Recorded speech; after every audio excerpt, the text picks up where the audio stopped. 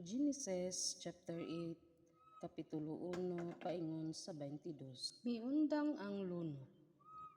Wala ikalimti sa Dios si Noe, ug ang tanang ihalas nga mga mananap, ug ang mga kahayupan nga uban kaniya didto sa arka. Nagpahuros ang Dios og hangin, ug misugod paghubas ang tubig. Gitakpan ang mga tubod sa kadagatan nga didto ilawom sa yuta, ingon man ang mga buho sa langit. Busa miundang ang ulan, ug mipadayon paghubas ang tubig. Misugod kini paghubas tapos sa 150 ka adlaw. Ug sa ikapitong bulan sa ika-17 ka adlaw, nahitungtong ang arka sa bukid sa Ararat. Nagpadayon paghubas ang tubig. Ug sa unang adlaw sa ikanapulong bulan, nakita na ang mga tumoy sa kabukiran. Tapos sa 40 ka adlaw, giablihan ni Noe ang bintana sa arka ug gibuhian niya ang usa ka uwak. Wala kini mobalik apan naglupad-lupad kini hangtod nga mihubas ang tubig. Unya gibuhian ni Noe ang usa ka salampati aron pagsusi kung mihubas na ba ang tubig. Apan kay gisanapan pa man sa tubig ang yuta, walay kaplagan nga katugdunan ang salampati. Mibalik kini sa arka. Busa gipagawas ni Noe ang iyang kamot sa arka ug gikuha ang salampati. Naghulat siya laing 7 ka adlaw ug gibuhian niya pag-usab ang salampati.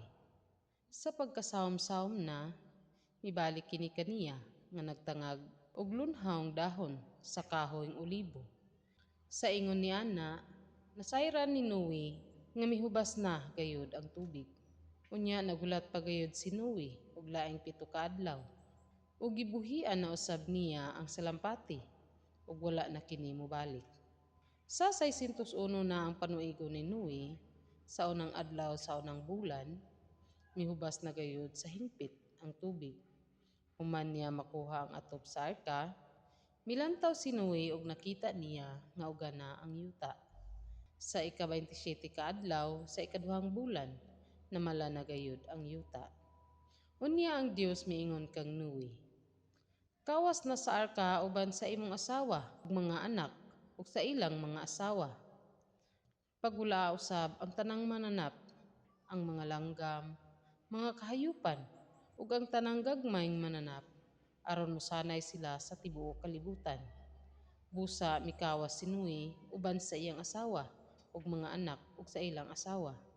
Ang tanang ihalas nga mga mananap, mga kahayupan, mga langgam ug gagmayng mga mananap, nangawas usab sa arka sumala sa ilang matang. Naghalad si Noe.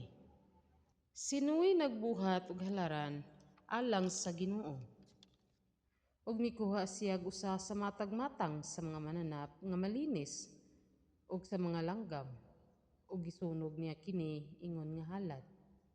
Sa nakabaho ang Ginoo sa kahumot niini, miingon siya, dili ko nagayod tungluhon ang yuta tungod sa gibuhat sa tawo. Nasayod ako nga sukad pa sa iyang pagkabatan-on, daotan na ang iyang hunahuna.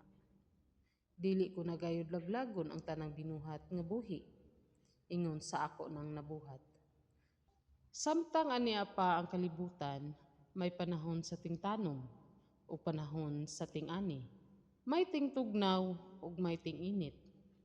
May tinghulaw ug may ting-ulan. May adlaw ug may gabii. Dili gayud kini matapos.